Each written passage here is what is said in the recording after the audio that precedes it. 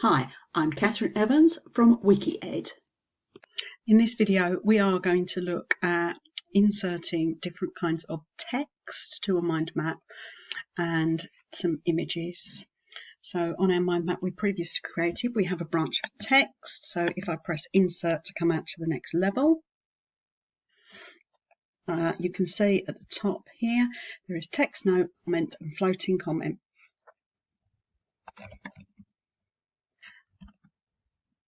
And they're all different and used for different things. And how you use them could be quite personal to your work. I will show you how I usually use them. So a text note is, if you click it, it literally opens up a full-on editor, which if you now look at the top of the screen, we now have an edit menu that wasn't there before, and it just looks like a word menu. I did actually forget to put the shortcut in though. There is a shortcut for text note and it's F8. So if I have got this text note, I can move it up. I can type as much or as little as I want. So sometimes I might have a list of things that I need to include. Recently, I was putting in some questions that I'd be asking for a particular exercise that I put on my mind map. In general, text notes are good for long notes. And also for students, they're very good for adding maybe quotes that you want to use in your work as well. So once you've got your note up and you've finished putting it in, doing any editing you wanted, I'm going to actually close that down. And you'll see it has a paper clip. If I click off that idea and hover on that paper clip, you'll see it says the beginning of my text. And if I click it, it will open up my text note.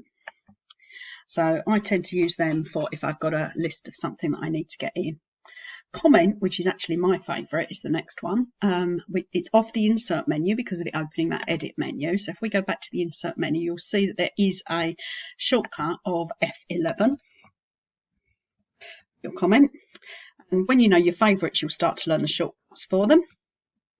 So a comment pops out like a post-it. And these are great for reminders. And I might again put a small list in there, but if it's a longer list, I'd use a text note. Now, the good thing about comment is if I click anywhere else on the map, off it goes. And if I hover, I don't even need to click for that comment to pop back out again.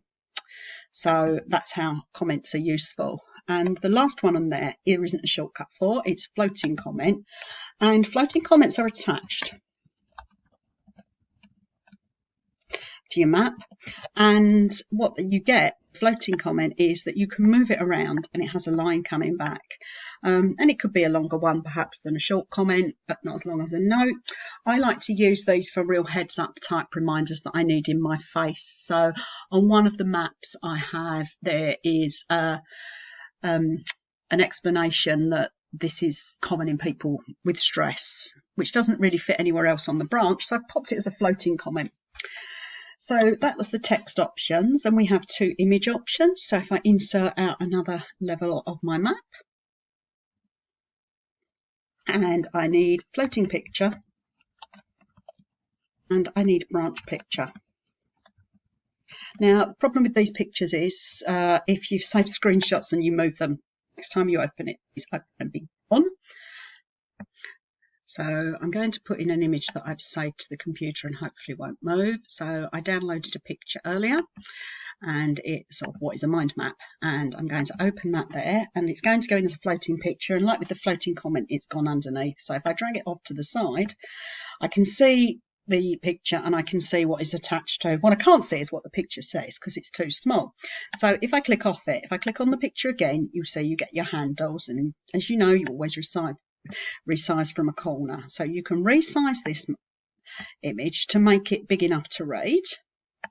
But because it's a floating picture, it doesn't have to interfere with the structure of your map. Because a problem with images on the branch, as you're going to see in a minute, is that they can kind of interfere with the map. So I've left that one as a floating picture. And you can kind of read it, overview, easy to memorize. And I'm going to now put the same one on as a branch picture. So if I put this on as a branch picture, it's the same image and it's going to come up all small again so that I can't read it. And as you can see now, so that was the problem I was explaining, that if I made that big enough to see, I've then messed the map up. It's got big gaps everywhere. So if I take it back down to its normal size, I'd just like to show you a couple of other things. So if you decide that you don't want it as a branch picture, you can click on it. If you click it a second time, not double click, 1 click, 2 clicks, you can then select the image. If you now drag it onto the map, you can see on the branch below it's carved it up into red squares and shows a blue one. So the one at the top is where it started on top. The one to the right is to the right of the text. The one to the left is to the left of the text. And the one underneath here is as a floating picture. And this one would make it an attachment. So I'm just going to push this to the left of the text. I can even make it a bit smaller if it's something that works a bit smaller. And I've now got my branch picture on my branch neat and tidy. So that is adding text and images. I'm Catherine Evans from Wiki-ed. Please subscribe if you want to see more videos on assistive technology. And if you want to find me on social media, search for Wiki-ed Essex.